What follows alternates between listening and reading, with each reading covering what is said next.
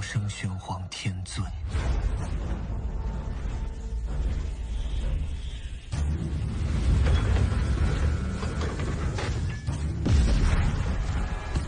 Berjumpa lagi dengan Albara. Kita lanjutkan cerita Lord of the Mysteries.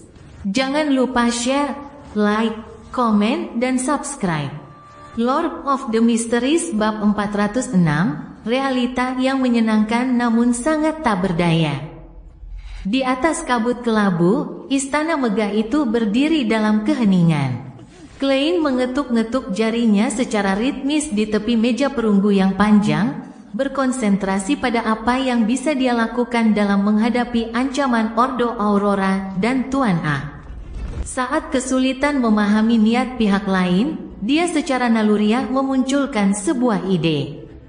Laporkan Bapak A, laporkan perkumpulan ilegal. Klein dapat dengan mudah mengetahui lokasi tempat Tuan A mengadakan pertemuan melalui Nona Magician, dan dengan demikian dia dapat dengan mudah melaporkannya kepada Night Hawks, Mandated Punisher, atau Machinery Heavy Mine secara rahasia. Seorang peramal dari Ordo Aurora pasti akan menarik banyak perhatian. Jika itu terjadi, keselamatan Tuan A mungkin akan terancam. Jadi dia mungkin tidak akan punya waktu atau tenaga untuk melacak para pengikut si bodoh. Namun, masalahnya adalah hal ini pasti akan melibatkan sekelompok Beyonder yang tidak bersalah. Dan Klein menduga bahwa inilah alasan mengapa Tuan A secara langsung menawarkan hadiah bagi para pengikut sang bodoh. Mungkin dia sudah lama merencanakan pelarian. Begitu seseorang melaporkannya, dia akan dapat memastikan tanpa keraguan bahwa para pengikut si bodoh termasuk di antara anggota pertemuan sebelumnya. Mengenai siapa pelakunya sebenarnya, itu tidak penting. Tuan A dan para orang gila dari Ordo Aurora jelas mampu mengambil tindakan yang menyeluruh. Dan begitu para Beyonder ini jatuh ke tangan mereka, banyak dari mereka tidak akan mampu menyembunyikan rahasia mereka. Ordo Aurora, atau jalur gembala yang mewakili sang pencipta sejati, adalah yang terbaik dalam merusak orang lain. Ketika ideologi seorang Beyonder benar-benar menyimpang dan mereka sepenuhnya percaya pada sang pencipta sejati, apalagi yang bisa dirahasiakan. Bukan berarti tidak ada cara lain.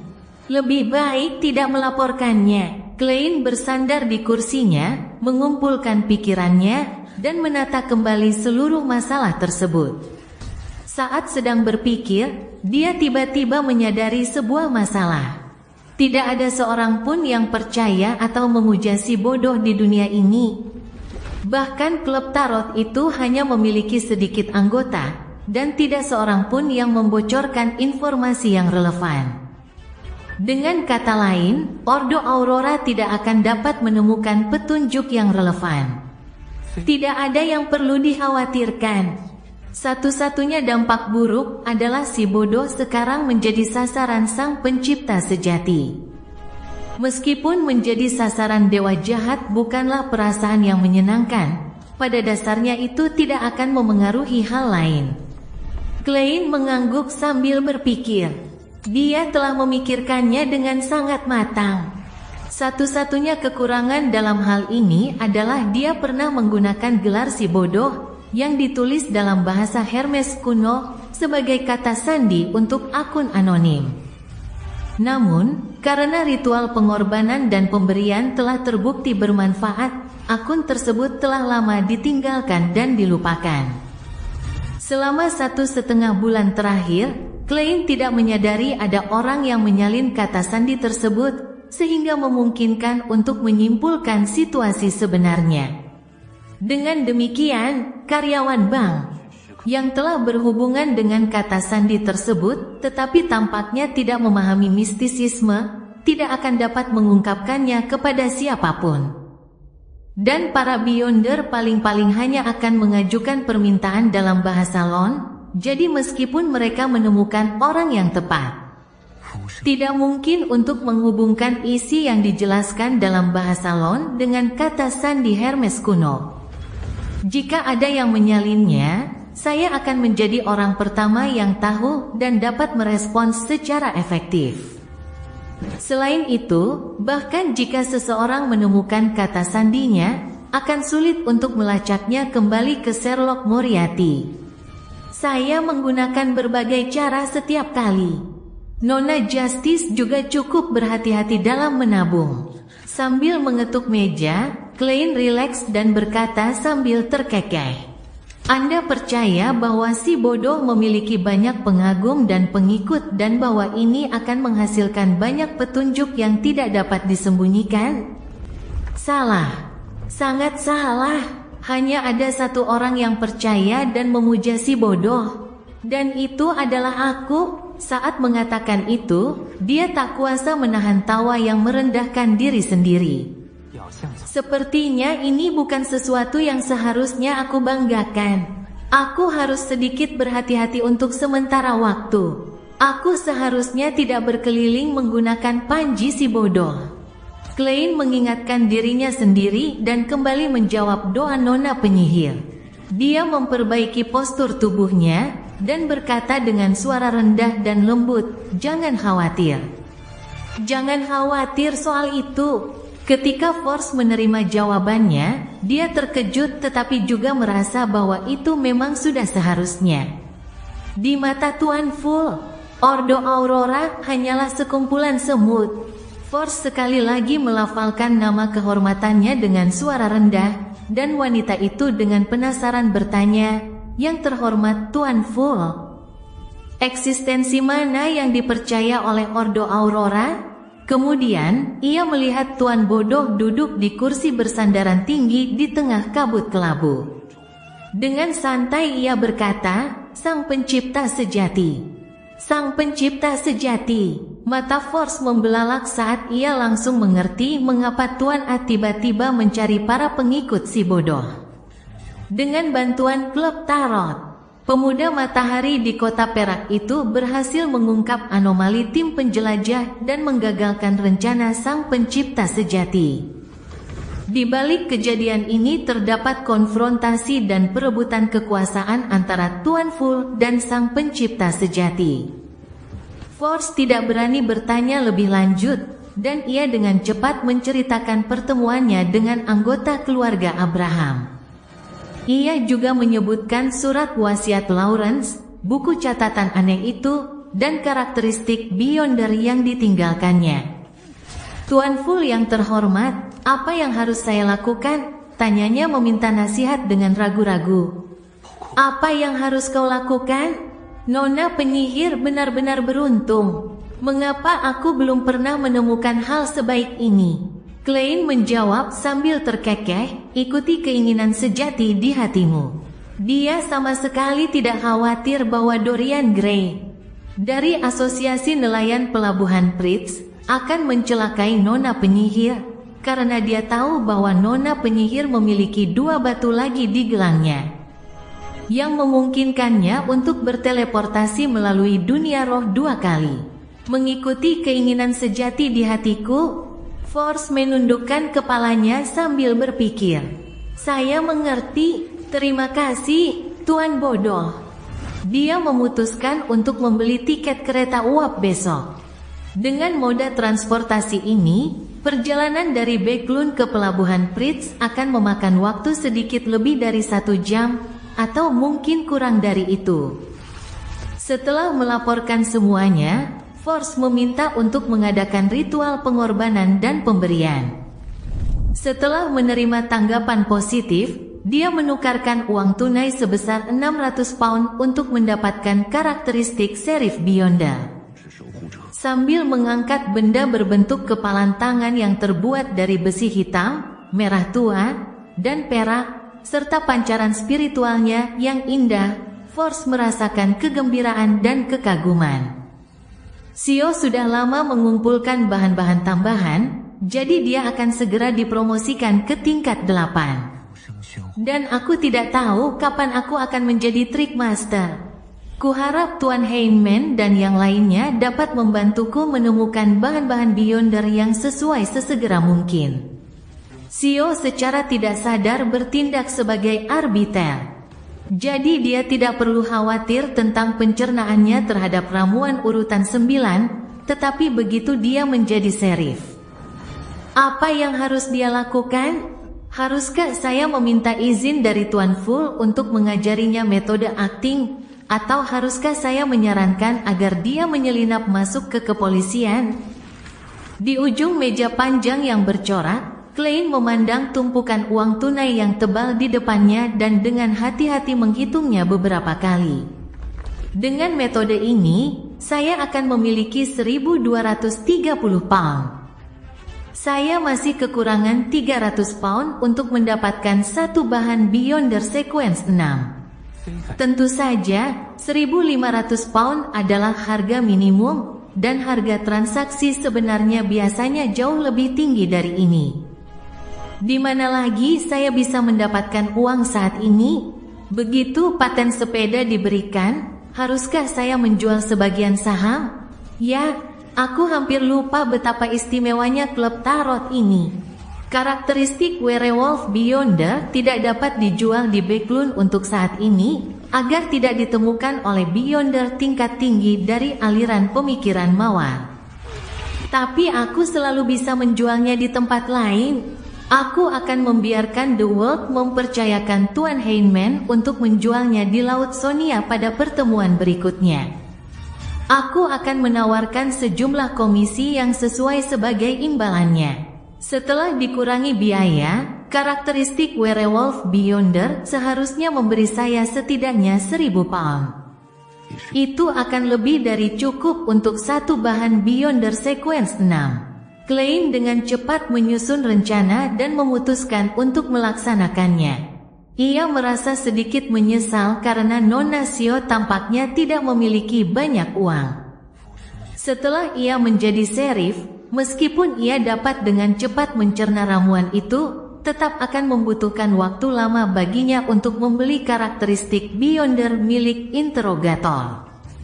Dan jika keluarga Abraham tertarik pada Nona penyihir, formula ramuan astrologer buatannya selanjutnya tidak akan lagi laku di pasaran.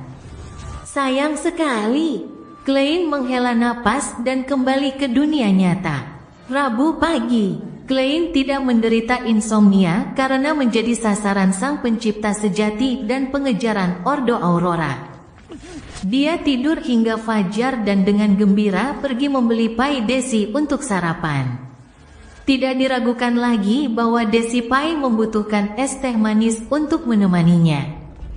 Sembari menikmati makanan dan membolak-balik koran, ia menemukan iklan untuk firma Ernst dan mengetahui bahwa akan ada pertemuan Beyonder yang diselenggarakan oleh Eye of Wisdom besok malam.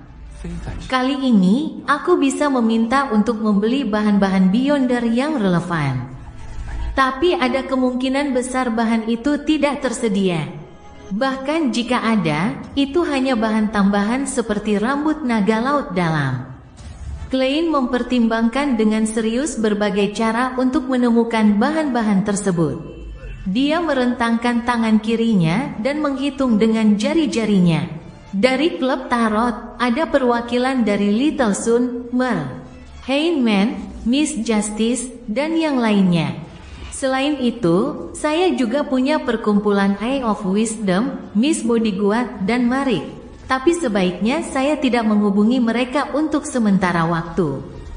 Juga, ya, saya punya vampire Emlyn White. Bukankah dia menyebutkan akan menulis untuk meminta bantuan beberapa sanguin yang berpengaruh? Itulah yang bisa dihasilkan oleh koneksi sosial. Setelah memikirkan hal itu, Klein segera memutuskan untuk pergi ke gereja Harvest untuk menunggu Emlyn White. Meskipun mustahil bagi Ordo Aurora untuk melacaknya, hal itu tetap memberinya rasa urgensi, membuatnya ingin mengumpulkan bahan-bahan Beyonder sesegera mungkin. Setelah ia meminum ramuannya, ia akan segera maju ke urutan 6. Pukul 10 pagi, di sebelah selatan jembatan, Jalan Ross. Dengan jas panjang berkancing ganda, Klein melepas topi setengah tingginya dan berjalan santai memasuki gereja Harvest yang agak kecil. Pada pandangan pertama, ia melihat Pastor Utravsky yang bertubuh besar dan Emlyn White yang mengenakan jubah pendeta berwarna coklat. Pria yang terakhir itu menyeka lampu lilin dengan ekspresi hampa di wajahnya, seolah-olah dia lebih memilih mati. Sungguh kebetulan. Tunggu, jangan bilang dia di sini seharian penuh. Dia hanya pulang malam hari.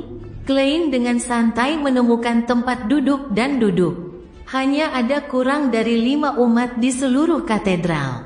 Emlyn White juga melihatnya dan meletakkan kain itu. Dia berjalan mendekat dan duduk di sampingnya. Ekspresi vampir itu tiba-tiba menjadi ceria. Dia mengangkat dagunya dan berkata sambil terkekeh, "Kau tiba-tiba datang kemari karena ada sesuatu yang kau butuhkan bantuanku, kan?" Lord of the Mysteries bab 407, Sang Pemuja Sejati. Di dalam gereja Harvest, Klein memiringkan kepalanya untuk melirik Emlyn White. Tanpa merusak suasana tenang, dia sengaja menahan suaranya dan tertawa, lalu kembali dengan sebuah pertanyaan. "Apakah Anda kekurangan uang?" Begitu kata-kata itu keluar dari mulutnya, dia merasa seolah-olah sedang bertanya apakah Emlyn tahu tentang perusahaan pemasaran berjenjang, Amway. Emlyn awalnya terkejut sebelum kemudian mencemooh. "Jangan menghina seorang sanguin yang mulia dengan uang." Klein langsung mencibir. Melihat Pastor Utravsky yang tinggi dan kekar di depannya, dia berkata dengan santai, "Menurut yang saya tahu, boneka buatan tangan itu tidak murah. Bahkan bisa dibilang mahal, terutama yang setinggi manusia." Emlyn membuka mulutnya lebar-lebar mencoba membalas, tetapi dia gagal mengucapkan sepatah kata pun. Setelah hening sejenak, dia batuk ringan, berpura-pura acuh tak acuh, dan berkata, "Katakan padaku, apa yang kau butuhkan bantuanku? Aku bukan seorang sanguin yang suka teka-teki." Klein tidak menatap vampir di sebelahnya. Dia tersenyum dan berkata, "Aku punya teman yang akan naik level. Dia perlu mengumpulkan bahan-bahan Beyonder yang dibutuhkan. Aku ingin tahu apakah kau bisa membantu? Apakah kau meragukan kemampuan seorang sanguin?" kata Emlyn White dengan angkuh. "Meskipun aku tidak memilikinya, aku bisa menulis dan bertanya kepada Yang Mulia." "Itulah yang saya inginkan." Klein segera menjawab dengan rentetan kata-kata, kelenjar pituitari yang bermutasi dari pemburu 1000 wajah dan 100 ml darahnya. Ciri khas bayangan berkulit manusia dan 5 helai naga laut dalam.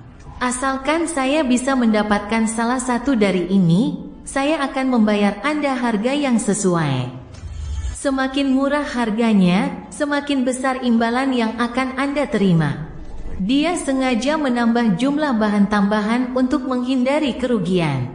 Setelah mendengar uraian ini tanpa gagap sedikit pun, Emlyn White tiba-tiba merasa seolah-olah dia telah jatuh ke dalam perangkap kesesatan logika. Ia menenangkan emosinya dan berkata, "Biaya untuk bahan-bahan Beyonder setidaknya 100 pound, sedangkan bahan tambahan setidaknya 10 pound. Meskipun saya tidak yakin dengan tingkat kebutuhan Anda, saya yakin itu pasti bukan barang murah atau umum. Jika tidak, Anda tidak akan datang kepada saya untuk meminta bantuan." "Sangat cerdas." Klein tertawa. Kesepakatan. Pada saat itu, Emlyn White sangat curiga bahwa ia meminta terlalu sedikit. "Oleh karena itu, tambahnya, Pak Detektif, apakah Anda punya petunjuk tentang cara menghilangkan isyarat psikologis tersebut?" Melihat Pastor Utravsky sedang berkonsentrasi pada doanya di altar di depan mereka, Klein menoleh untuk melirik vampir itu dan berkata, "Aku punya cara yang paling sederhana." "Apa?" Mata merah Emlyn White berbinar. "Kalahkan Uskup Utravsky dan rebut lilin teror mentalnya," kata Klein sambil terkekeh. Setelah kau bertemu dengan orang tuamu, kau seharusnya memiliki kekuatan yang dibutuhkan. Bukankah 3 sanguin bisa menandingi 1 paladin fajar? Sudut-sudut mulut Emlyn berkedut saat ekspresinya berubah muram. Kami kalah. Kami tidak bisa mengalahkannya. Orang tuaku hampir tertangkap. Lilin teror mental itu benar-benar aneh. Jadi kau sudah mencoba. Hampir seluruh keluarga memeluk kepercayaan Ibu Pertiwi. 3 sanguin bahkan tidak mampu mengalahkan Pastor Utravski. Dengan bantuan lilin teror mental dan transfusi darah, apakah Pastor Utravski begitu menakutkan? Atau apakah vampir terlalu lemah? Namun, semua rumor menunjukkan bahwa vampir cukup kuat. Klein berpikir, kalau begitu kau bisa menulis surat dan meminta bantuan yang mulia. Seharusnya tidak kekurangan ahli yang kuat di antara kaum sanguin. Emlyn White menjawab dengan ekspresi hampa, mereka menolak. Tiba-tiba, dia menatap Klein dengan penuh harapan. Bisakah kamu mengalahkan Pastor Utravski? Atau bisakah temanmu mengalahkannya? Setelah menerima bros matahari dan botol racun biologis serta meminum sebagian besar ramuan itu. Awalnya aku mengira aku akan mampu mengalahkan Pastor Utravski dalam wujud tubuh rohku. Namun, penjelasanmu barusan membuatku ragu.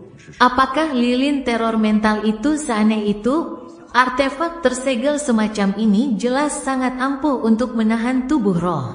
Klein menggelengkan kepalanya dengan rasional. Mustahil. Dia segera mengganti topik pembicaraan. Mengapa yang mulia dari sanguin itu menolak permintaan Anda? Bagi mereka, ini seharusnya hanya sebuah permintaan sederhana. Wajah Emlyn White langsung pucat pasi. Mereka mengatakan bahwa Pastor Utravski adalah seorang pemuja Ibu Pertiwi. Mereka tidak ingin berkonflik langsung dengannya. Mereka sedang mempelajari cara untuk menghilangkan isyarat psikologis tersebut. Misalnya, mereka menjelajah jauh ke Laut Sonia, Laut Kabut, dan Laut Berserk untuk mencari naga-naga yang telah lama mengasingkan diri. Ia menambahkan dengan senyum yang bahkan lebih jelek daripada wajah yang menangis, pada saat mereka menyadarinya atau menemukan naga yang mahir dalam ranah psikis. Mungkin aku sudah menjadi penganut setia Ibu Pertiwi. Aku mulai menghargai betapa berharganya hidup dan betapa bahagianya panen. Seorang pemuja Ibu Pertiwi, Ayah Utravski adalah pemuja Ibu Pertiwi. Tak heran jika ia memiliki begitu banyak benda mistis. Dari penampilannya, sebagai seorang bajak laut yang kuat, tiba-tiba beralih ke Ibu Pertiwi bukanlah hal yang mudah. Klein menghela napas, lalu ia merasakan ketakutan yang masih menghantui. Dia hampir menyetujui permintaan Emlyn White untuk mencoba mengalahkan Pastor Utravski. Jika aku kalah, aku mungkin akan dikurung di ruang bawah tanah dan dipaksa untuk dikurung. Jika aku menang, aku mungkin hanya akan menyinggung dewa lain. Tidak mungkin aku menang. Pemuja Ibu Pertiwi jelas memiliki kartu truf yang tepat.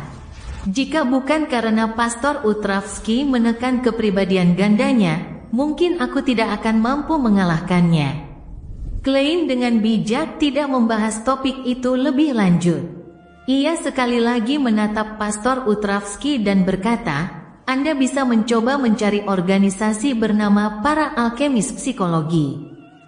Kalau tidak, kau harus menunggu Nona Justice dari klub tarot kita menjadi seorang psikiater. Saat itu, kau mungkin akan enggan untuk melepaskan diri dari kepercayaan kepada Ibu Pertiwi. Klein menambahkan dalam hati, baginya akan lebih baik jika Emlyn White juga bergabung dengan Alkemis Psikologi. Dengan begitu, jika Nona Justice menghadapi masalah dalam organisasi tersebut, dia dapat membantunya dengan sumber daya lain, dan Klein tidak perlu selalu memanggil dirinya sendiri, yang merupakan perwujudan dari sang bodoh, seorang pemuja, dan seorang yang percaya. Alkemis Psikologi, Aku belum pernah mendengarnya. Emlyn menggelengkan kepalanya dengan jijik. Pasti itu organisasi rahasia yang baru muncul. Organisasi ini telah berdiri setidaknya selama 100 atau 200 tahun. Klein membantah pernyataan tersebut. Bagi seorang sanguin dengan umur panjang, 1 atau 200 tahun berarti ia baru saja muncul. Di antara yang mulia, tidur siang bisa berlangsung selama seabad, kata Emlyn White dengan bangga. Tanpa menunggu Klein berbicara, dia melihat ke depan, berdeham, dan berkata, "Apakah Anda tahu cara menghubungi organisasi itu?" Klein hendak menjawab bahwa ada seorang pria di rumah sakit jiwa kota Tingen bernama Dr. Dexter Guderian, yang merupakan anggota dari alkemis psikologi, tetapi dia menghentikan kata-kata itu tepat sebelum keluar dari mulutnya. Karena sang pencipta sejati mengincar saya, sebaiknya saya tidak terlibat dengan orang atau urusan di Tingen. Ada risiko terbongkar, dan begitu terbongkar, dengan kegilaan Ordo Aurora, mereka pasti tidak akan membiarkan Benson dan Melissa pergi. Klein sedikit menggelengkan kepalanya dan berkata, "Saya hanya pernah mendengar tentang organisasi ini." Anda bisa menulis dan bertanya kepada sanguin yang lain. Emlyn White merasa kecewa dan berhenti membicarakannya. Dia menoleh ke arah Klein dan berkata, "Kurasa temanmu yang akan maju adalah kamu." Klein menatap ke depan tanpa beban dan menjawab dengan santai, "Selamat, Anda benar." Emlyn White terkejut. Ini sama sekali berbeda dari yang dia duga. Melihat perubahannya, Klein tertawa pelan. "Tuan White, pekerjaan yang paling cocok untuk Anda bukanlah menjadi apoteker, melainkan menjadi aktor." Emlyn awalnya terkejut, tetapi dia segera mengangkat kepalanya dengan angkuh dan berkata, "Aku seorang sanguin yang berwawasan luas dan mulia. Aku tidak mengandalkan penampilanku untuk mencari nafkah. Apakah menurutmu aku memujimu karena kamu tampan?" Klein perlahan berdiri dan tertawa. "Tidak, maksudku, kamu sangat berbakat dalam komedi."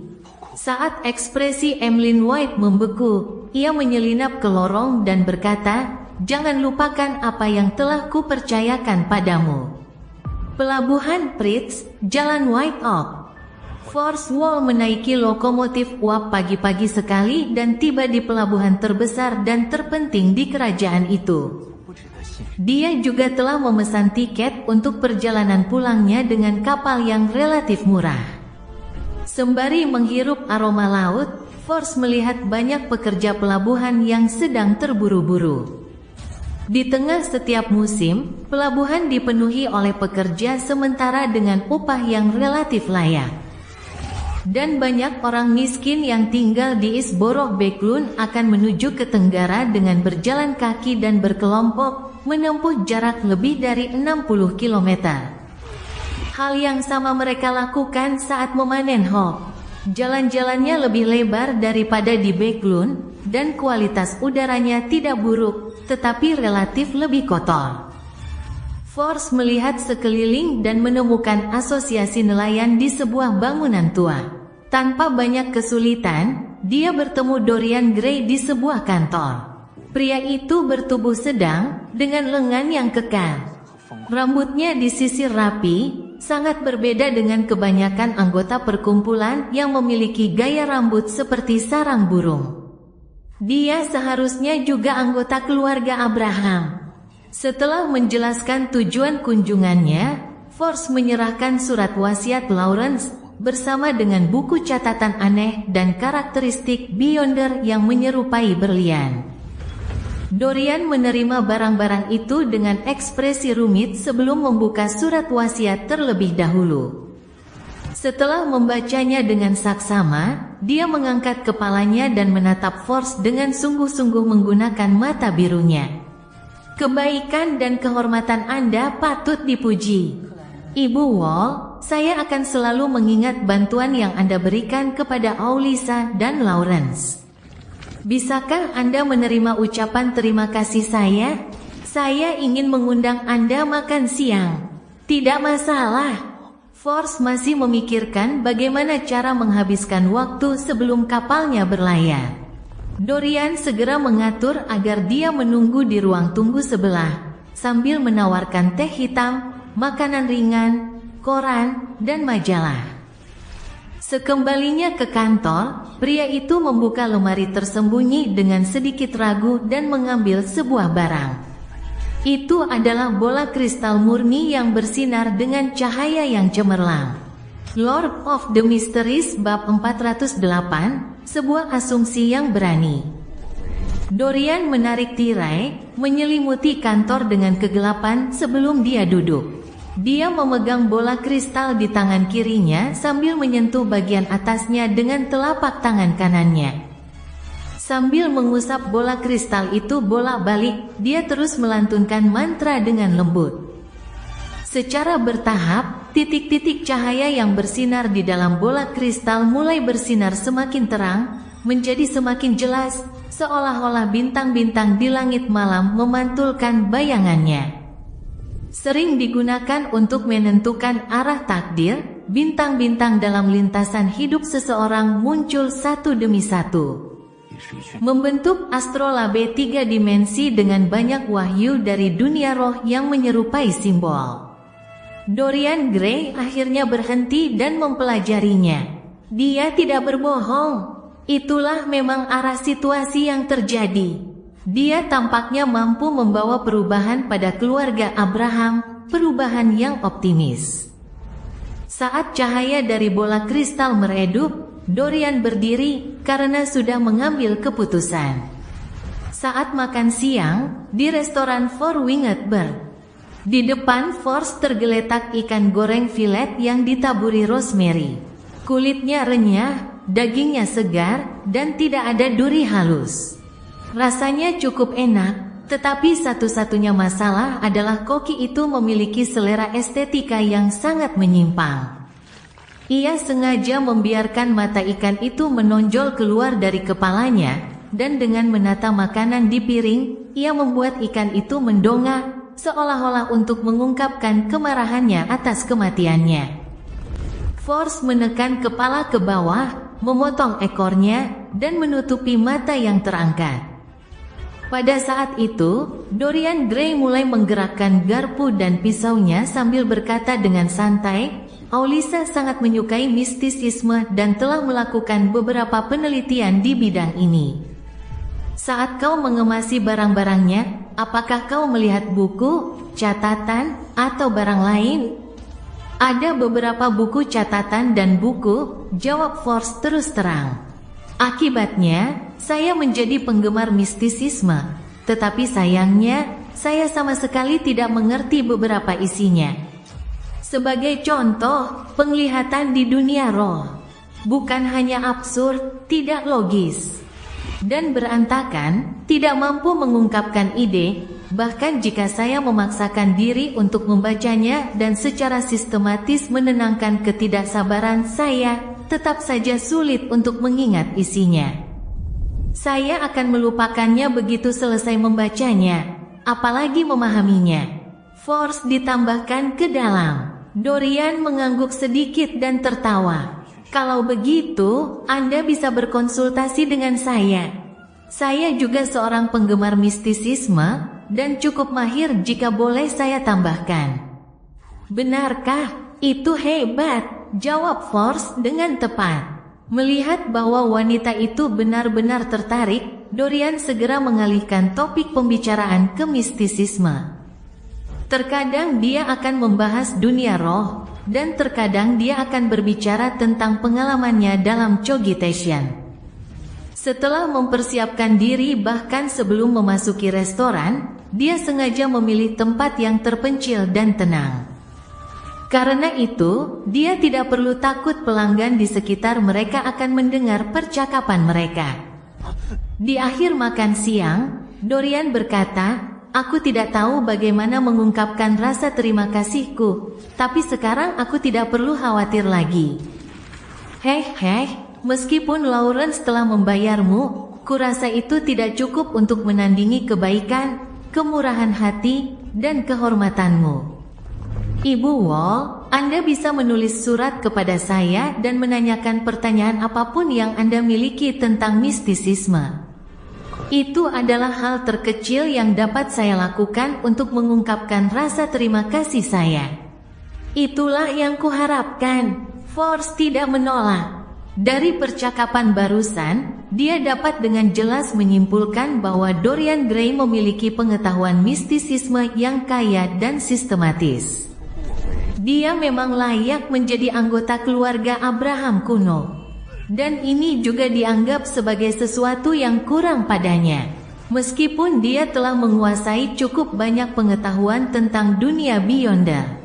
Semuanya berasal dari beberapa buku dan catatan yang tidak mendalam, serta informasi acak yang dia dengar dan alami dari berbagai pertemuan yang dia hadiri. Itu tidak cukup komprehensif atau sistematis, dan memiliki terlalu banyak kekurangan. Setelah mendengar jawabannya, Dorian mengangkat cangkirnya dan tersenyum. Saya berharap suatu hari nanti, kita juga akan memiliki kekuatan misterius dan luar biasa. Distrik Utara di Backlund, Katedral Santo Samuel. Sekelompok pria yang mengenakan jaket hitam dan sarung tangan merah memasuki area bawah tanah. Pemimpin kelompok itu adalah seorang pria berusia 40-an dengan fitur wajah lembut dan rambut panjang. Mengenakan topi tinggi yang megah, ia membawa tongkat hitam bertatahkan emas. Ia dengan tenang mengikuti Nighthawk yang memimpin jalan dan memasuki ruangan yang cukup luas. Terdapat banyak rak buku di ruangan itu, dengan berbagai berkas yang diletakkan di atasnya.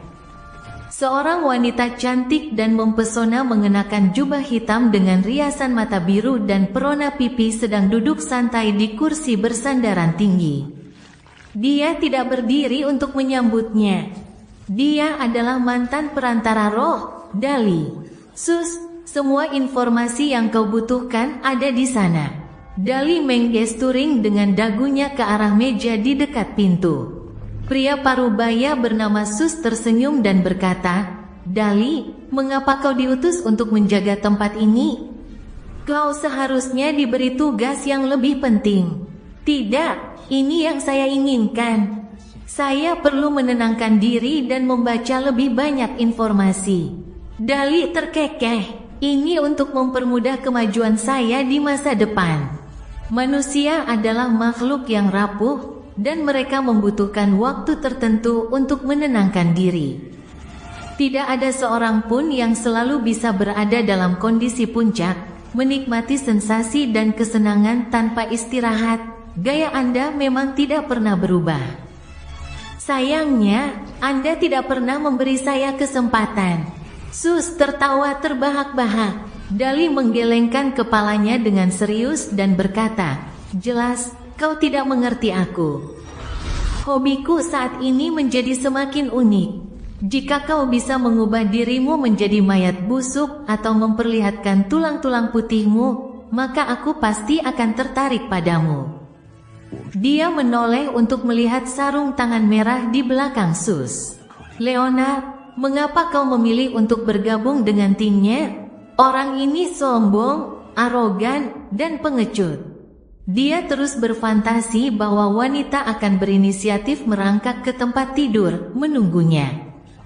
Sejujurnya, mungkin ini adalah ciri khas seorang mimpi buruk. Saat ia menyebutkan Nigma, Dali tampak terdiam sejenak. Leonard dengan pasrah berkata, Nyonya Dali, ini adalah pengaturan dari Yang Mulia Casimir. Begitu ya, sepertinya Anda setuju dengan pandangan saya tentang Sus, Dali menyimpulkan dengan suara agak serak. Leonard sempat kehilangan kata-kata untuk menjelaskan. Untungnya, Sol Asurer Sus tidak terlalu memperhatikan kata-kata Dali. Berjalan ke meja yang penuh dengan informasi, dia mengambil sebuah berkas dan membolak-baliknya. Leonard dan yang lainnya segera mengelilinginya, meniru pemimpin mereka. Setelah suara kertas dibalik terdengar beberapa saat, Sus dengan santai bertanya, apa kabar terbaru di Baekloon? Sesuatu yang menurutmu patut diperhatikan? Mata Dali bergerak sedikit. Setelah berpikir sejenak, dia berkata, beberapa Beyonder yang bekerja dengan kami telah menyampaikan kabar bahwa banyak orang mencari organisasi yang percaya pada sang bodoh. Dan mereka telah memberikan nama kehormatan yang sesuai. Setelah menjelaskan nama kehormatan si bodoh dalam bahasa Lon, dia terkekeh.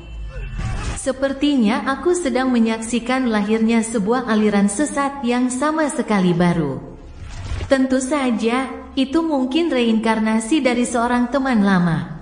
Bagaimana menurutmu, Sus? Sus mempertimbangkan masalah itu dengan serius sebelum berkata, tidak, saya belum pernah mendengar tentang organisasi seperti itu. Pada saat itu, Leonard mendongak dari berkas yang sedang dibacanya dan merenung. Mungkinkah ini ada hubungannya dengan dua ritual tarot yang sedang kita selidiki? Si bodoh adalah kartu pertama dalam setumpuk kartu tarot. Kartu arcana utama yang paling penting. Dali terdiam sejenak, lalu mengangguk sambil berpikir. Itu ide yang menarik, tapi tidak ada bukti. Itu murni spekulasi, dan bahkan tidak bisa dianggap sebagai kesimpulan, kata Sus dengan nada tidak setuju. Leonard memperlihatkan senyum tipis dan berkata, Kaisar Rosel pernah berkata untuk membuat hipotesis yang berani dan kemudian dengan hati-hati mendukungnya. Hilston Borough, Klub Kela. Begitu Klein memasuki aula setelah meninggalkan gereja Harvest, dia melihat guru berkuda, Talim Dumont, duduk di sudut terpencil, tampaknya sedang merenungkan sesuatu. Menyadari bahwa waktu makan siang masih cukup lama, Klein menghampirinya dan menyapanya dengan senyuman. Selamat siang, Talim.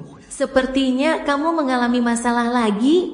Talim tersentak kaget dan buru-buru menggelengkan kepalanya. Tidak ada apa-apa.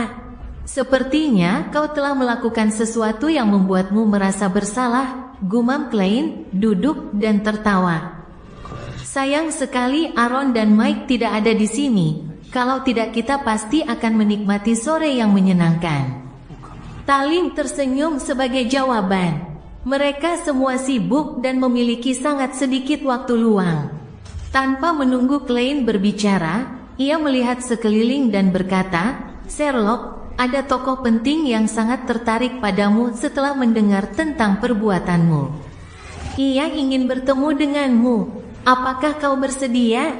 Jujur saja, ini membuat saya iri.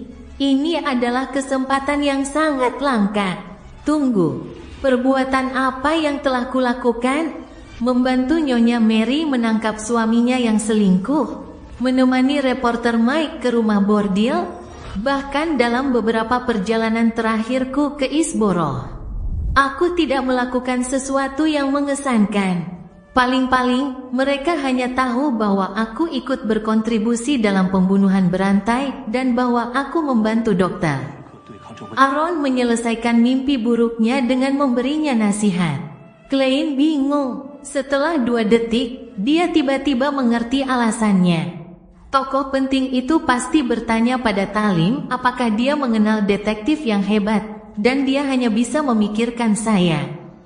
Jadi dia menawarkan untuk melebih-lebihkan deskripsi tentang saya yang terdengar cukup mengesankan, seperti orang yang benar-benar memecahkan kasus di balik pembunuhan berantai. Orang yang menyadari bahwa mantan suami Nyonya Mary dan selingkuhannya telah mencoba menyalahgunakan dana dari perusahaan Choim. Saya mungkin digambarkan sebagai orang yang efektif dan cerdas, seorang detektif hebat yang bertindak cepat dan tepat. Beginilah cara kalian saling mempromosikan dalam bisnis. Klein menghela napas. Ia ragu sejenak dan berkata, maaf, Talim. Tapi sebagai seorang detektif, saya punya prinsip sendiri, yaitu tidak ikut campur dalam urusan yang melibatkan tokoh-tokoh penting. Di panggung para petinggi, apa yang mungkin hanya gesekan kecil di antara mereka bisa jadi bencana yang tak tertahankan bagi saya. Aku tidak akan membuat diriku menjadi sasaran, jadi aku tidak akan bertemu dengan tokoh penting ini. Sebenarnya, ini adalah sesuatu yang telah diputuskan Klein sebelum dia menjadi detektif. Dia rentan terhadap penyelidikan begitu dia terlibat dengan kalangan atas. Oleh karena itu, sebelum menjadi seorang tanpa wajah, dia tidak ingin menanggung risiko seperti itu. Kau sangat rasional. Talim menghela napas dan berkata, tokoh penting itu telah mengantisipasi reaksi ini dan percaya bahwa detektif sepertimu bahkan lebih dapat dipercaya. Jadi dia ingin kau menerima tugas yang tidak melibatkan kalangan atas. Komisi jenis apa? Tanya Klein. Talim terkekeh dan berkata, kasus Kapim yang kau dan Mike bicarakan terakhir kali. Tokoh penting itu sangat tertarik dengan organisasi yang menggunakan kartu tarot. Dia mengatakan bahwa sudah ada lebih dari satu kasus seperti itu dan ingin kau menemukan petunjuk yang relevan. Lord of the Mysteries bab 409 Desember. Apa membuatku menyelidiki diriku sendiri lagi? Klein hampir curiga bahwa ini adalah ujian yang disengaja. Sebuah organisasi yang menggunakan kartu tarot untuk mewakili dirinya sendiri memang menarik. Dan menurutku begitu, tapi aku tidak ingin membongkar rahasiaku. Benar, masalah Kapim jelas tidak sesederhana itu. Dia memiliki total 4 Beyonder yang melindunginya, jadi pasti ada faksi kuat di belakangnya. Apa bedanya menyelidiki kasus ini dengan terlibat dalam perselisihan masyarakat kelas atas? Yah, ini bukan sesuatu yang seharusnya diketahui Sherlock Moriarty. Klein menunjukkan ekspresi berpikir, dan sambil mempertimbangkan pilihannya, dia berkata, tidak mudah menemukan organisasi misterius. Selain itu, ini sangat berbahaya. Talim sepertinya sudah menduga jawabannya dan terkekeh. Sherlock, kau tidak perlu mengambil risiko. Tujuan tokoh penting ini adalah agar kau lebih memperhatikan dan mengumpulkan informasi atau desas-desus yang relevan. Ini 5 pound tunai, uang untuk kegiatanmu. Bahkan jika kau tidak mendapatkan informasi berharga apapun, uang itu tetap milikmu. Dan begitu kau mengumpulkan petunjuk yang berguna, dia akan membayarmu per petunjuk dan mengganti biaya pengeluaranmu selama proses tersebut. Kondisi sebaik ini, tokoh penting itu telah mencurahkan banyak perhatiannya pada masalah ini. Apakah dia memiliki koneksi dengan kekuatan di balik Kapim, atau apakah dia ingin menemukan organisasi misterius yang menggunakan kartu tarot sebagai nama sandi untuk membantunya? Ganti rugi. Sudah lama sekali saya tidak mendengar seseorang menjanjikan hal seperti ini kepada saya. Karena dia sudah sejauh ini menjanjikan fasilitas seperti itu, akan sangat mencurigakan jika seorang detektif swasta menolak komisi tersebut. Lebih jauh lagi, masalah penyelidikan diri sendiri jelas harus diserahkan kepada saya. Klein ragu-ragu selama beberapa detik dan berkata, baiklah. Saya akan melakukan yang terbaik. Dia tidak bertele-tele, dan dia menerima 5 lembar uang 1 pound yang diberikan Talim kepadanya, dengan maksud untuk memberikan petunjuk samar setiap 1 atau 2 minggu sekali. Bukankah Ordo Aurora sedang mencari si bodoh? Si bodoh jelas merupakan bagian dari kartu tarot. Kuharap tokoh penting itu akan menempuh jalan ini sampai tuntas dan menyingkirkan Tuan A. Sebuah pikiran mulai terbentuk di benak Klein. Di bawah katedral Santo Samuel, Sol Asurersus mengumpulkan timnya untuk membahas tindakan selanjutnya. Dia menatap Leonard Mitchell yang berambut hitam dan bermata hijau, lalu bertanya, setengah bertanya dan setengah menilai, jika saya harus menyerahkan masalah ini kepada Anda. Bagaimana Anda berencana untuk menyelidiki 2 kasus yang terkait dengan ritual tarot? Leonard mengangkat tangannya untuk menyisir rambutnya, tersenyum, dan berkata, pertama, aku akan mengikuti alur pikirku sebelumnya. Aku akan melakukan pencarian terbalik untuk orang-orang atau organisasi yang mencari pengikut si bodoh. Mereka mungkin tahu sesuatu. Kedua, aku akan menyelidiki kembali 2 kasus pertama dan memasukkan semua orang yang terlibat ke dalam daftar nama, terlepas dari apakah mereka tersangka atau bukan. Kemudian, aku akan menggunakan kekuatan mimpi buruk untuk menyelidiki dan menyingkirkan mereka satu persatu. Iblis mungkin ada dalam detailnya, tersembunyi di dalam diri orang yang paling tidak mungkin. Sus tertawa kecil. Saya sudah membaca berkas-berkasnya. Kedua kasus ini melibatkan banyak orang, masing-masing tinggal di tempat yang berbeda. Memeriksanya kembali cukup sulit, dan beberapa di antaranya sudah menjadi beyonder yang diam-diam aktif di bawah permukaan. Mereka sangat pandai menyembunyikan diri, dan kita tidak punya cara untuk mengetahui di mana mereka berada. Jika kita melakukan penyelidikan sesuai dengan ide Anda, maka yang kita butuhkan bukanlah tim kecil. Gereja harus menyuntikkan setidaknya 5 Night Talk Sequence 7 atau lebih tinggi dan personel pendukung yang sesuai. Kasus yang kami tangani berfokus pada kasus pemanggilan setan. Seorang anggota Red Glove lainnya mengingatkan Leonard. Leonard tidak tampak marah saat ia tertawa kecil. Saya tahu, saya hanya menyampaikan sudut pandang saya.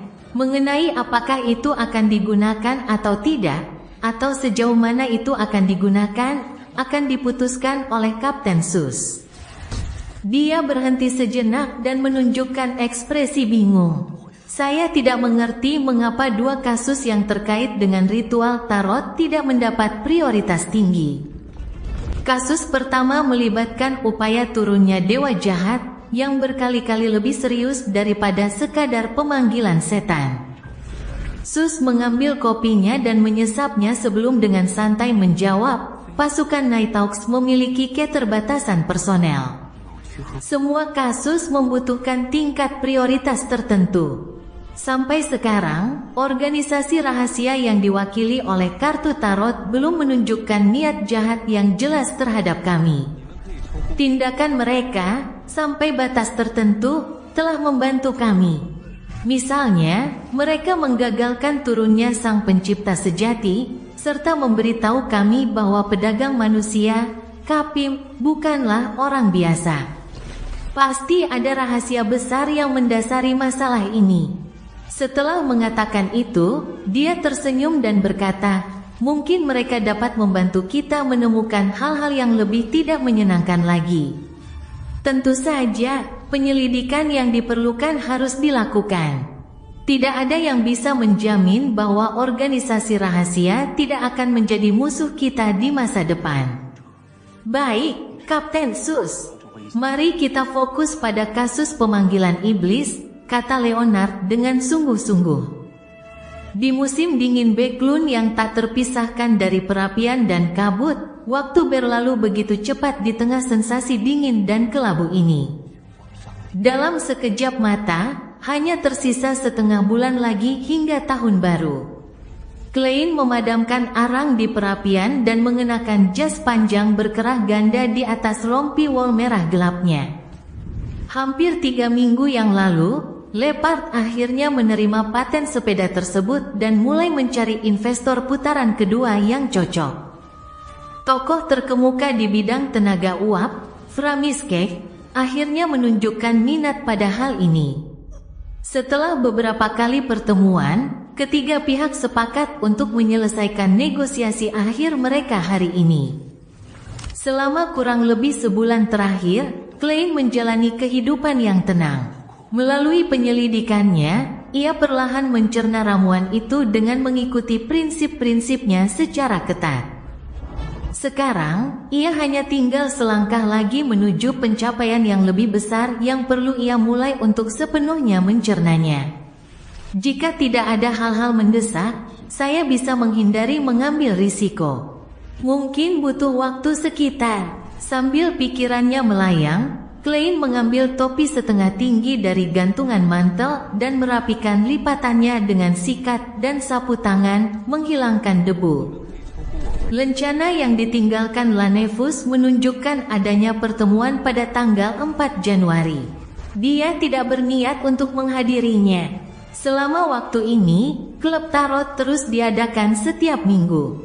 Klein memperoleh beberapa halaman catatan harian awal Roselle, yang memungkinkannya untuk menyaksikan bagaimana Roselle berubah dari seorang yang lemah, yang hanya tahu cara bermimpi tanpa mengambil tindakan nyata, menjadi seorang playboy yang aktif berburu.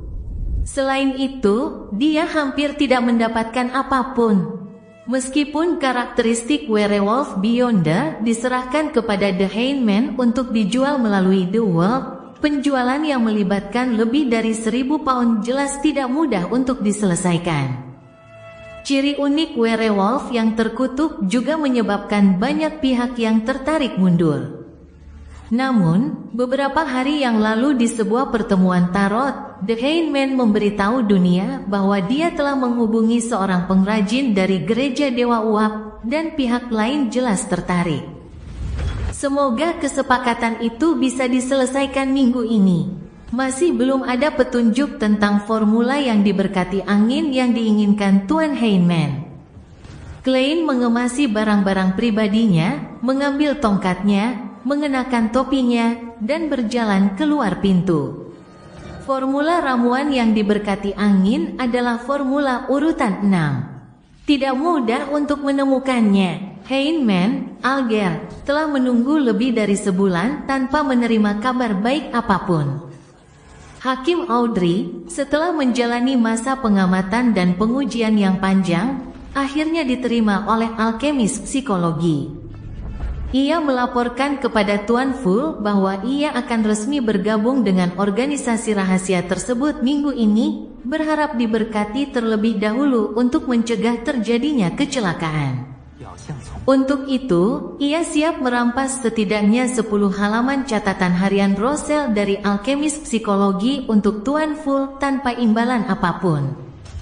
Adapun spesimen naga di perbendaharaan Duke Negan, dia telah memastikan bahwa itu adalah pemburu 1000 wajah. Namun, itu hanyalah sampel yang tidak memiliki karakteristik Beyonder atau darah yang mengalir.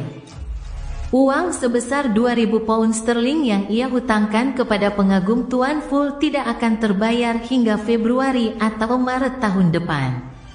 Hal ini karena, meskipun ia secara resmi akan mencapai usia dewasa pada pesta tahun baru dan dapat mengelola sebagian kekayaannya, ia masih berada di bawah pengawasan orang tuanya dan tidak dapat menjualnya sesuka hati. Selain itu, ia masih kekurangan pembayaran terakhir kepada Viscount Glein, sehingga ia membutuhkan waktu yang cukup untuk mengumpulkan uang tersebut secara diam-diam. Penyihir Force, dengan bantuan si manusia tergantung, akhirnya mendapatkan darah ikan marlin laut dalam. Dia membayarnya 320 pound untuk itu, yang mengurangi tabungannya menjadi 120 pound. Untuk mengganti kerugiannya dan untuk mendapatkan kantung perut pemakan roh, dia mulai bergegas menulis buku barunya yang dengan cepat terbentuk. Buku itu menceritakan kisah tentang petualangan, cinta, perjalanan, badai, bajak laut, dan banyak elemen lain yang menyatu menjadi satu.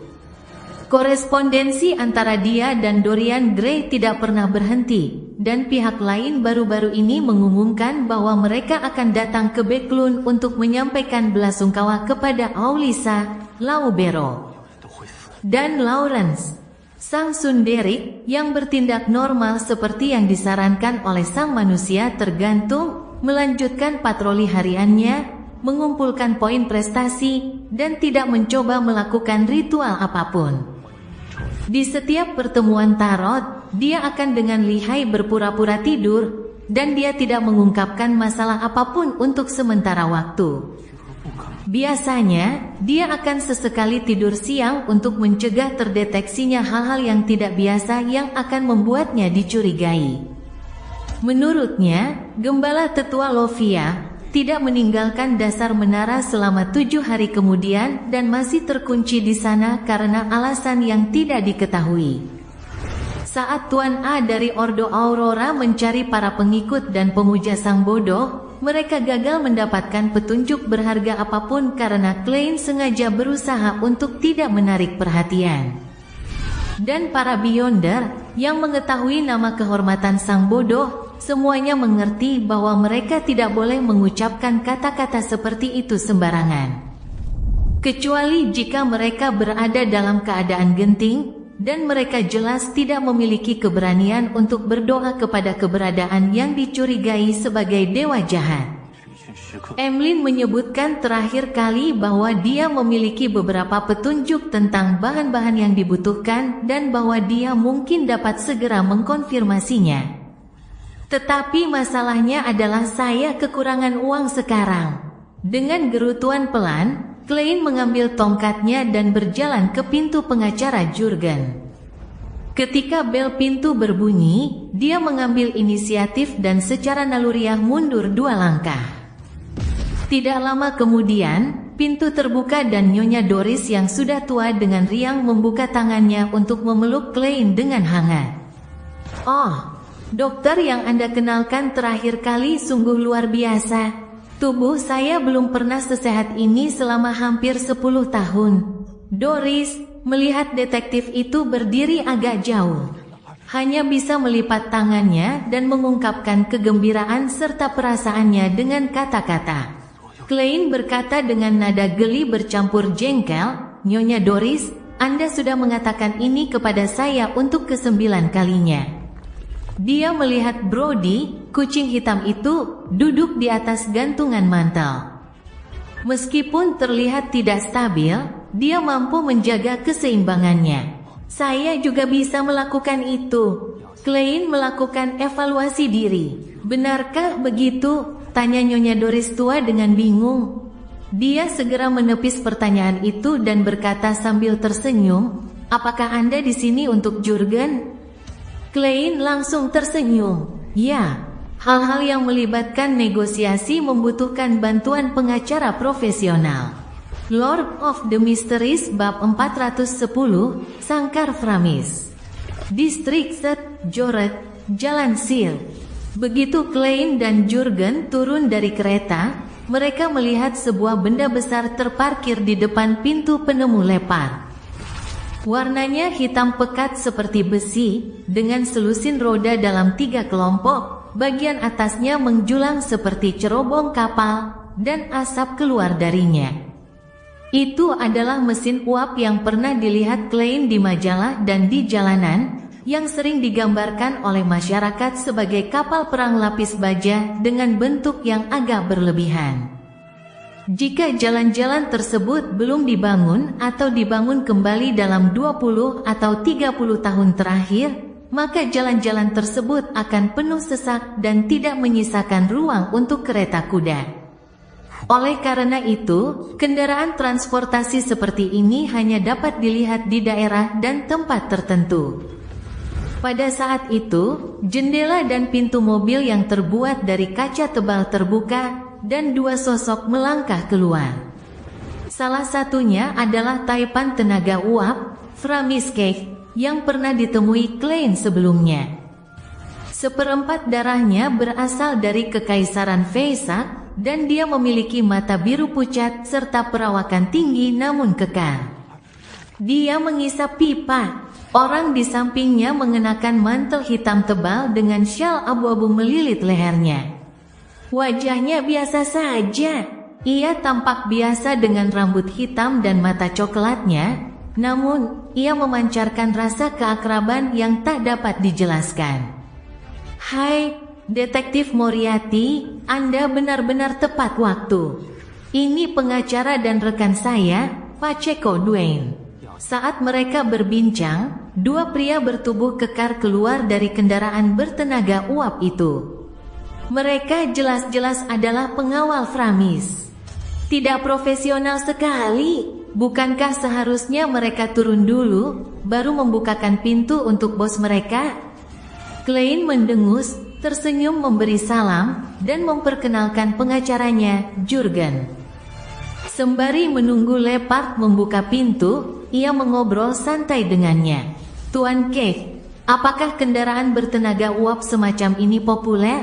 Apakah banyak orang menyukainya? Framis Cage tertawa. Mereka yang menganggap diri mereka orang baik mengatakan bahwa itu terlalu biadab dan kasar, dan orang biasa tidak mampu membelinya. Hanya saya, seorang penggemar mesin dan uap semacam itu, yang bersedia membelinya. Hal ini terutama karena banyak jalan yang terlalu sempit, kata Klein mencoba menghibur. Framis Cage adalah investor yang ia temukan, dan ia tidak banyak berhubungan dengan Leopard. Saat bermain kartu di klub kelak, ia sengaja menyebutkannya, dan guru berkuda, Talim, langsung menyebutkan bahwa Framis menyukai penemuan serupa, dan menawarkan untuk mempertemukan mereka. Hal ini membuat Klein menghela napas penuh emosi. Klub itu memang tempat yang bagus untuk membangun koneksi, dan para anggota yang bergabung di dalamnya sebenarnya tidak pernah tertarik pada makanan, minuman, dan tempat aktivitas gratis. Haha, ini memang salah satu alasannya. Seiring bertambahnya populasi dan semakin besarnya kota, kereta kuda pasti akan hilang. Terlalu lambat. Yang dikejar dunia saat ini adalah efisiensi, kata Framis dengan percaya diri. Lalu dia tersenyum. Selain itu, saya sudah menerima perintah dari militer. Mereka ingin saya melakukan beberapa perbaikan, seperti yang disebutkan dalam manuskrip Rosell, meningkatkan lapisan anti peluru pada lapis baja, menutupi roda rantai agar dapat melaju di jalan biasa. Ditambah lagi, menambahkan laras meriam yang tebal, dan ini akan menjadi senjata yang benar-benar baru. Manuskrip Rosell. Klein menghela napas pelan dan untuk sesaat ia tidak tahu harus berkata apa sampai akhirnya Leopard membuka pintu. Dalam diskusi yang menyusul, tokoh utama yang berbicara adalah Jurgen dan Pacheco. Kedua pengacara itu berdebat satu sama lain dan membahas persyaratan dengan atasan mereka, sementara penemu Leopard yang sama sekali tidak siap duduk di sana dengan linglung. Ia hanya akan memberikan pendapatnya jika ditanya. Akhirnya, ketiga pihak sepakat bahwa Framis akan menginvestasikan 1.000 pound untuk mengambil 20% saham, dan saham Klein dan Leopard akan turun dengan rasio yang sama, yaitu 28% dan 52%. Pada saat yang sama, Framis setuju untuk membeli 18% saham Klein lagi dengan harga premium, dan ini menelan biaya 1.000 pound setelah pajak. Demikian pula, ia akan membeli 9% saham di perusahaan tersebut dengan harga setelah pajak sebesar 500 pound sterling. Sebagai hasil dari kesepakatan ini, Framis menjadi pemegang saham terbesar di perusahaan sepeda Backlund yang baru didirikan, dengan kepemilikan saham sebesar 47%. Ia bertanggung jawab atas industrialisasi dan pemasaran selanjutnya, sementara perusahaan tersebut akan didanai dengan 1.000 pound sterling yang ia investasikan sebagai modal awal. Leopard adalah pemegang saham terbesar kedua, dengan 43% saham. Tugasnya adalah membantu dalam penyiapan jalur perakitan untuk produksi massal. Tuan Klein, yang hanya memiliki 10% saham tersisa, menjadi investor murni di bidang keuangan. Dan uang 1.000 pound yang ia peroleh dari penjualan sahamnya telah membuat kekayaan pribadinya meroket menjadi 2.235 pound, hampir cukup untuk membeli bahan utama ramuan tanpa wajah. Sebagai detektif swasta, ia masih terus menerima komisi selama sebulan terakhir, sehingga pengeluaran sehari-harinya tidak menguras tabungannya. Saya masih harus membayar 50 pound kepada pengacara Jurgen, sehingga tersisa 2.185 pound. Saya harus berterima kasih kepada Talim saat bertemu dengannya. Sebuah pikiran terlintas di benak Klein. Dia menandatangani dan membubuhkan stempel pada kontrak. Kemudian, dia berdiri dan berjabat tangan dengan Framis dan Lepar. Saya berharap kemitraan ini akan berjalan dengan baik. Framis mengeluarkan jam saku emasnya dan melihatnya sebelum terkekeh. Biasanya, kita seharusnya makan siang bersama untuk merayakan selesainya kesepakatan, tetapi ada orang penting yang menunggu saya. Saya benar-benar minta maaf, tetapi masih akan ada banyak peluang di masa depan. Sosok penting, satu lagi. Yang di belakang taling, yang saya klaim penggantian biayanya karena menggunakan informasi palsu yang mengarah ke Ordo Aurora. Klein tiba-tiba merasa sedikit bersalah. Dia buru-buru tersenyum dan mengatakan bahwa dia tidak keberatan. Setelah keluar dari rumah dan naik ke kereta, Jurgen tiba-tiba sedikit mengerutkan kening. Sherlock, kau terlalu mudah setuju. Mengapa kau mengatakan itu? Tanya Klein dengan rasa ingin tahu. Dia bahkan tidak mengerti apa yang dibicarakan Jurgen. Jurgen berkata dengan agak serius, ketika kita membicarakan tentang pengalihan saham. Berdasarkan deskripsi Anda dan kinerja Framis, saya dapat membayangkan prospek pasar yang cerah untuk sepeda. Meskipun saat ini masih berupa inovasi yang menurunkan valuasi secara keseluruhan, Anda seharusnya mempertahankan lebih banyak saham meskipun 5.000 pound sterling adalah harga yang bagus. Dengan begitu Anda bisa mendapatkan keuntungan yang lebih baik di masa depan. Saya kira Anda hanya akan menjual 8% dan cukup percaya diri untuk menawar 500 pound, tetapi Anda sebenarnya setuju dengan 18%. Bahkan jika hanya 500 pound, Anda akan mendapatkan keuntungan berkali-kali lipat dari investasi tersebut. Anda seharusnya tidak terburu-buru, karena aku butuh uang.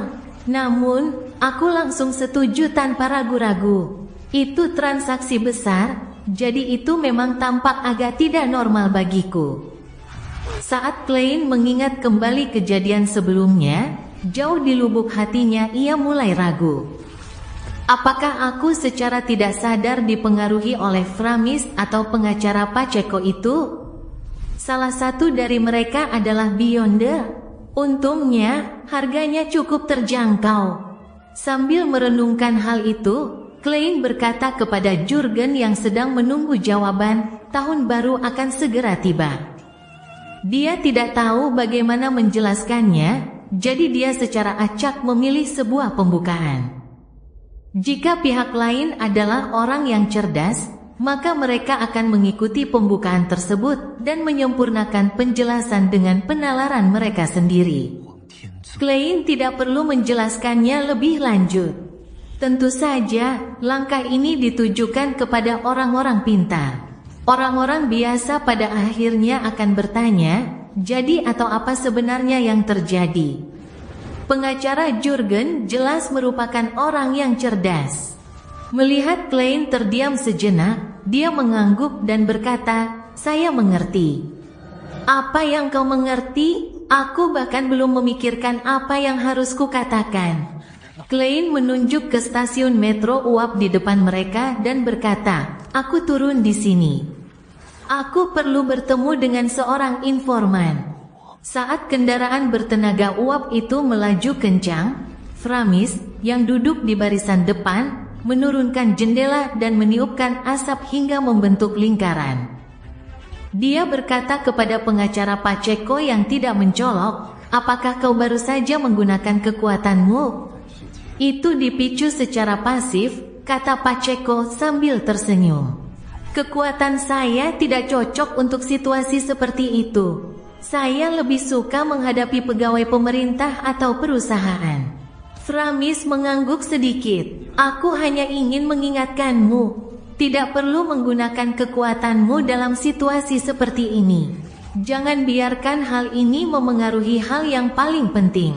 "Saya mengerti," jawab Pacheco dengan suara rendah. "Isboro, di sebuah kedai kopi murah." Ketika Klein tiba, Kohler tua sudah menunggunya. Dia melepas syalnya, melepas topinya, duduk di seberangnya, mengeluarkan setumpuk uang kertas 1 soli, dan menyerahkannya kepadanya. Untuk biaya minggu depan dan bonus atas informasi yang Anda berikan kepada saya terakhir kali. Totalnya 1 pound. Baru-baru ini dia sangat murah hati dalam memberikan bonus karena dia sudah menemukan seseorang untuk mengklaim bonus tersebut. Kohler tua, yang wajahnya jelas lebih merah dari sebelumnya, menerima uang tunai itu sambil merasa sedikit malu. Informasi yang saya berikan sebelumnya sepertinya tidak terlalu penting. Tidak, pentingnya tergantung pada siapa yang memegangnya. Ada banyak hal yang mungkin Anda anggap sepele, tetapi itulah cara orang lain mendapatkan uang mereka, jelas Klein sambil tertawa. Apa yang terjadi minggu ini? Kohler tua mengambil setumpuk uang kertas itu dan memasukkannya ke dalam sakunya. Ia berkata sambil berpikir, seperti sebelumnya, masih banyak orang yang mencari para pengikut si bodoh. Haha. Bagaimana mungkin ada orang yang percaya pada si bodoh? Itu bukan nama yang bagus. Sudut-sudut mulut Klein sedikit berkedut. Apakah mereka mengalami kemajuan? Ordo Aurora benar-benar gigih. Klein berpikir tanpa daya. Tidak ada orang seperti itu.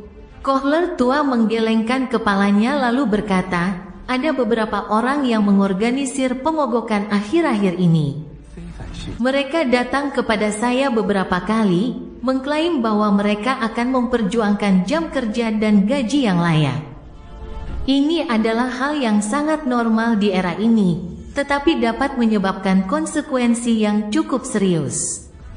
Klein dengan bijaksana berkata, perhatikan penyelenggara acara ini. Tetapi jangan terlalu cemas, keselamatan adalah yang utama. Baiklah. Kohler tua berdeham dan berkata, ada banyak gangster dan pemburu hadiah yang mencari seseorang akhir-akhir ini. Saya tidak tahu mengapa, tetapi saya yakin seseorang telah menawarkan hadiah. Siapa yang mereka cari? Merasa kedinginan, Klein menyesap kopinya. Cairan hangat itu mengalir ke kerongkongannya dan menghangatkan perutnya. Kohler tua berpikir sejenak dan berkata, seorang pria bernama Azik Eger. Azik Eger. Klein mendongak dari cangkir kopinya dan menatap lurus ke arah Kohler tua yang duduk di seberangnya. Bukankah itu nama lengkap Tuan Azik? Mengapa seseorang tiba-tiba menawarkan hadiah untuk penangkapannya? Ince Zhangwil mengandalkan kekuatan badutnya. Klein berpura-pura acuh tak acuh sambil bertanya, apakah disebutkan jenis orang seperti apa dia? Kohler tua mengenang dan berkata, dia tampaknya berasal dari garis keturunan Balam dan pernah menjadi dosen universitas. Cerita bersambung. Jangan lupa share, like, komen, dan subscribe agar tidak ketinggalan cerita selanjutnya.